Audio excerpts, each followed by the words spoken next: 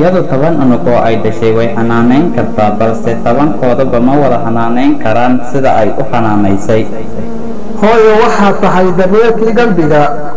dawo nafta ku ganaado inta ku nool dunida dumar iyo ragba adigaa daadiiso dusha saaratay hooyo dahabsanida adigaa uurkaaga igu qaaday adigaa quruxdaada ii lumiyey adigaa dunidan i keenay adigaa oogada i saaray adigaa dhiiggaaga nuugay adigaa hooggaaga idbeeyey adigaa ifka igu barbaashay adduun nabad ku waar aakhirana janno u hooyo hooyo